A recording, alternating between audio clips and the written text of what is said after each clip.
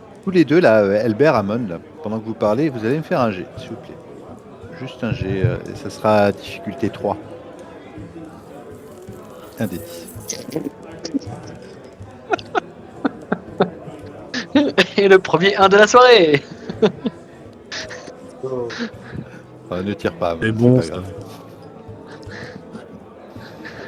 Je jette pas Vas-y, le dé. vas-y, franchement, fais un 1 aussi. Non, non, non. Ah bah vas-y, double 1. Vas-y, laisse-le pour voir. J'ai fait 3. Oh, T'as réussi. T'avais réussi. dommage. Très bien.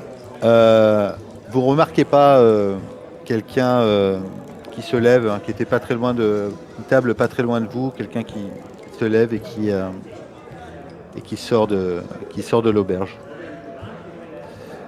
Vous le remarquez pas, mais du coup, quelqu'un s'est levé et. Attends, je comprends pas la difficulté, c'était 3, j'ai fait 3. Oui, mais Elbert a fait 1.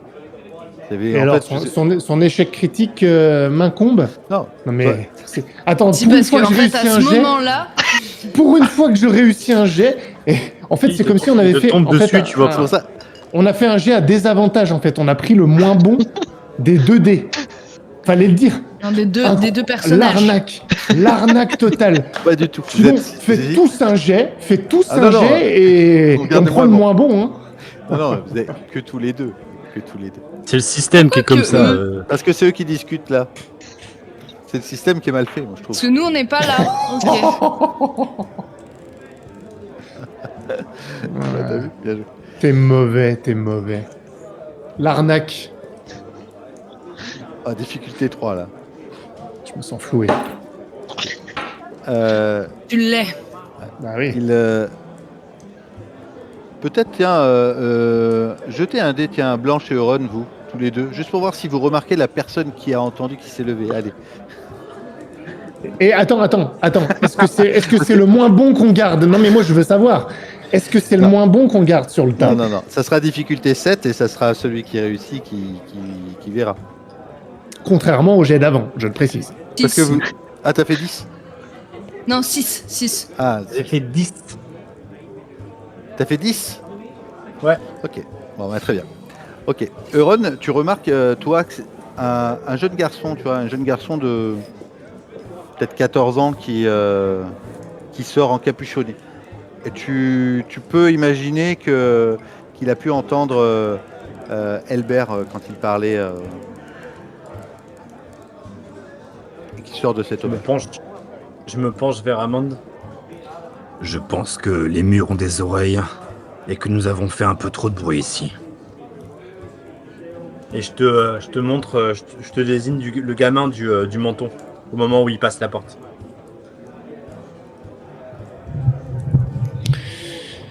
On va peut-être se lever. Je vous fais... Ah oui, c'est vrai que tu peux pas courir, putain. Oh là là. C'est pas grave, moi je vais rester en La arrière, je vais faire ma petite vie. Après, on t'a pas demandé de c'est bon, je courir, vais hein. rester Tu peux, avec tu Tyrone. peux sortir et décocher une flèche. Allez-y. Tu fais ça très bien. Mais dans la rue, comme ça. Est-ce que tu lui C'est fais pas une l'allusion? forêt ici. Bon. Il faut vraiment un contexte. Ah, l'enculé. Non mais moi je regarde Elbert, vu qu'il a parlé trop fort hein, et qu'il nous a fait remarquer, il va sortir pour aller regarder. Ok. Sortir moi le gamin du coup une fois que le nous a fait un geste. Oui, c'est tu le vois en train de trottiner. Il est pas en train de courir, hein, mais il trottine. Tu regardes, tu vois son par-dessus, sa capuche. Tu le reconnais, c'est la personne qui vient de sortir que Ron t'a montré. Bah écoute, je vais me lever, je vais essayer de voir ce qu'il veut. De le Tu sors suivre. dehors, alors il est sorti. Ok. Oh, bah, si tu essaies de le rattraper, tu vas le rattraper sans problème. Ok. Je vais juste aller voir donc vers où il va déjà avant de vouloir le rattraper. Il est en train de remonter. Il se dirige vers le port et il est en train de, pour l'instant, de se diriger vers le port pour ensuite peut-être remonter, aller ailleurs. Ok, pour l'instant je vois pas un endroit vers lequel il irait en particulier quoi. Non.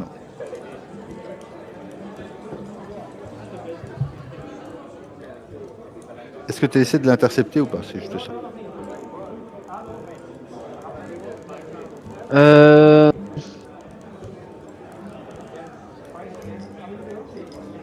Ouais, je pense. Ok. Les autres, vous êtes sortis ou vous êtes toujours à l'auberge? Ouais, je me suis levé, mais je me suis moins pressé. Je suis un peu moins jeune. D'accord. Mais à l'extérieur quand même. Tu vois ce que je veux dire, Laurent? Complètement. Complètement. Tu rattrapes ce jeune garçon. Non. Et il te reconnaît puisque c'est lui qui t'a entendu. Lâchez-moi, qu'est-ce que vous voulez? Salut. C'est marrant, ton visage me dit quelque chose. Ça m'étonnerait, je vous ai jamais vu. Ah si, je suis sûr que je t'ai déjà vu il y a pas longtemps. T'étais assis pas loin de moi à l'auberge, non? Peut-être. J'étais dans une auberge, oui, mais qu'est-ce que vous voulez? Laissez-moi partir. C'est quoi ton prénom? Je me suis mis, tu sais, en fait, j'ai un peu dépassé, je me suis mis en face de lui. Je pense que je vous vois arriver derrière, du coup, si vous, Oui. si vous m'avez suivi. Oui. Je m'appelle Ivicio. Oui, tu vois. Ça t'embête de me dire pourquoi t'es... Où tu vas?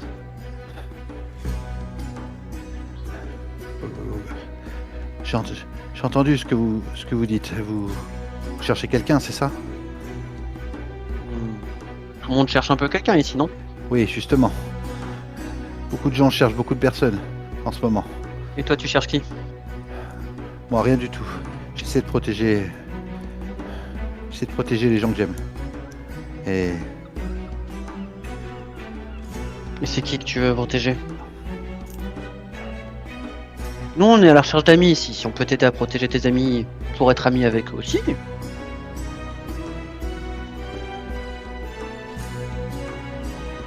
j'allais prévenir mon frère. Et ton frère, c'est...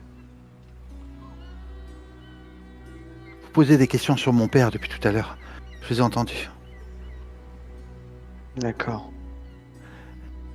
Mais c'est pas vous qui me faites le plus peur. C'est que depuis 2 jours, j'ai l'impression que tout le monde le cherche. Laisse-moi deviner. Un grand baraquier pas très sympa aussi?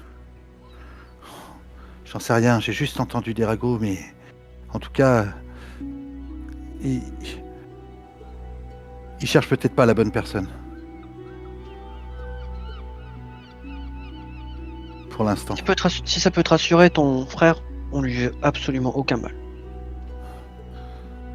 Il est dans le beau drap, vous savez. J'essaie de le protéger. Mais il fait tout pour se mettre dans la galère. Il y a des gens comme ça qui peuvent pas s'empêcher de se mettre dans le pétrin. Qui font des actes qu'ils regrettent par la suite. Oui, mais là c'est vraiment grave là.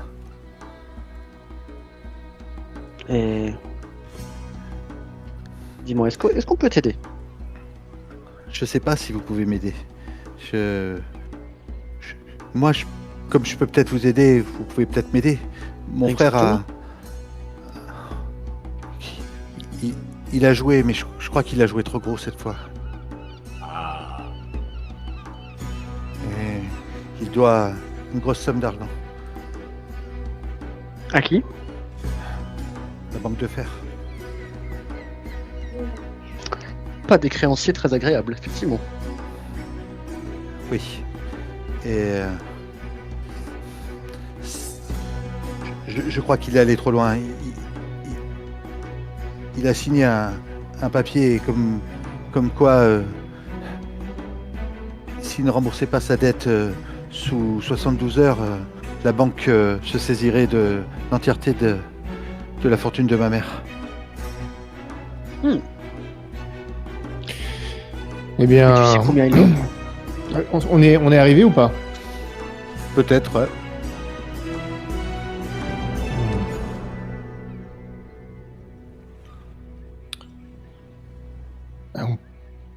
je le prends par tu sais, par l'épaule, comme si, tu sais, amicalement, et je vous fais un petit signe, et je l'emmène dans une ruelle plus isolée.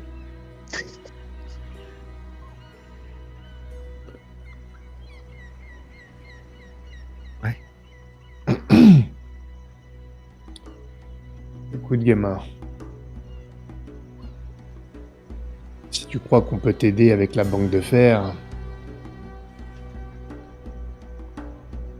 je pense que ton frère a de gros problèmes que lui seul ou sa famille peut régler. Nous ne sommes que des voyageurs. Comment est-ce que tu suggérais de nous aider, réellement? Qu'est-ce que tu avais en tête? Ah, vous cherchez bien Daniel Homme Blanc, c'est ça? Moi, je suis son fils. Mhm. Du coup, Mais il est mort. oui, mais peut-être je vous ai entendu dire, je vous ai entendu parler. Je sais que vous cherchez un entretien avec ma mère. Mhm. Si vous m'aidez, peut-être que je peux arranger cet entretien. Ou alors tu peux l'arranger et on peut te ramener tout de suite à la maison. Et on discutera avec ta maman. Je fais un signe à Euron pour qu'il se mette derrière le gamin et qu'il lui mette, tu sais, les mains sur les épaules, un truc comme ça. Alors, gamin, Ok, qu'est-ce que t'en dis? tu vas faire. Alors, il a 14 ans, hein, le gamin, il fait la taille de Blanche, peut-être. Tu vas Ouais, faire un bon, jet. On est quatre autour de lui. 3. Ah oui, toi t'es resté là-bas, c'est vrai. Bon. Mais bon, c'est pareil, ouais. C'est 3 et 4, soit là ou pas. Voilà quoi. Tu vas faire un jet quand même, Ron. Ce sera à difficulté 5. Attends, je vais me prendre une clé de bras, tu vas voir.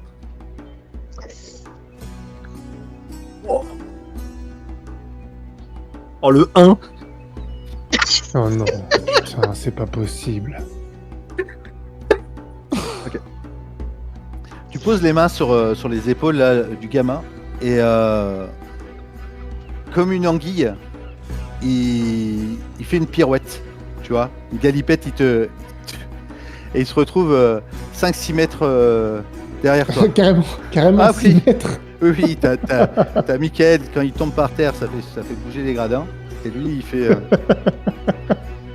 Je confonds peut-être les jeux, je sais pas.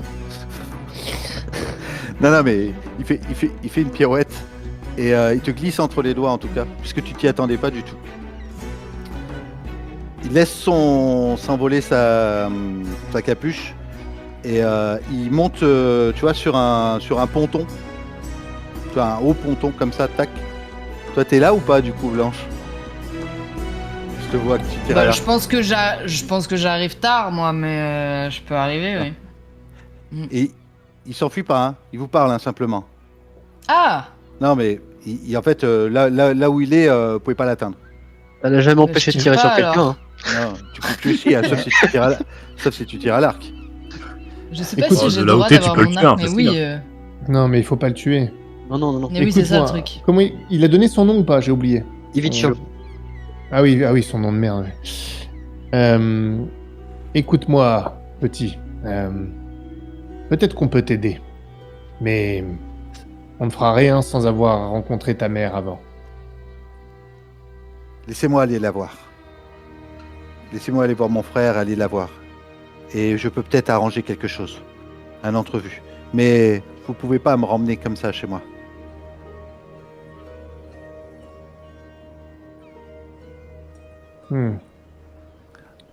En tout cas, si tu veux convaincre ta mère, tu peux lui dire que j'ai un rendez-vous avec la banque de fer dans très peu de temps.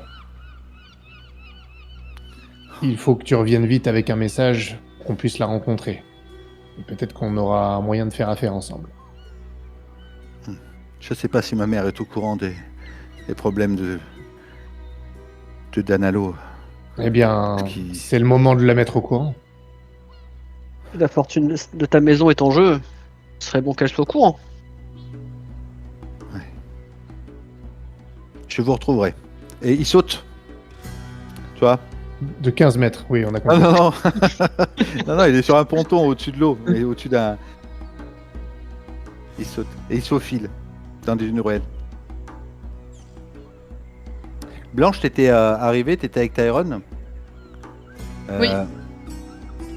Tyrone, il te prend à part, Blanche. Et il te dit dis-moi, Blanche, je sais que toi, tu as pas mal étudié les livres sur la médecine, tout ça. Et, a priori, à Bravos, il y a quand même. Enfin, tu sais, pour maman. Enfin. Anali. Ici, il y a sans doute des choses à récupérer, des potions, des remèdes. J'ai entendu dire qu'à Bravos, il y avait des faiseurs de miracles. Ouais, j'ai lu. J'ai lu à ce sujet-là. Tu veux que nous y allions? Je sais pas, je pourrais peut-être me renseigner. Peut-être qu'Elbert il sait des choses. Est-ce que tu lui en as parlé? J'ai déjà discuté rapidement avec lui de la maison des mains rouges. Mm. Et vraisemblablement, même le maître Ryan on disait plutôt de mauvaises choses. Ce sont des bonimenteurs. Les maîtres de Westeros ne prennent pas tout ça au sérieux, mais effectivement, j'y ai pensé. Oui, mais pour l'instant, j'ai été voir maman. Maître Ryan, malgré tout son savoir, il peut rien faire pour l'instant. Je sais, je l'ai vu. On n'a rien à perdre. C'est vrai. Tu sais quoi? Je demanderai à mon frère si nous pouvons y aller en attendant. D'accord? Après tout, nous n'avons pas besoin d'aller tous à la banque de fer. Ce serait... Ne t'inquiète pas. Et je prends son visage entre mes mains et je pose son front contre le mien. On va la sauver, maman. T'inquiète pas. Oui, je suis un peu venu pour ça. Je sais.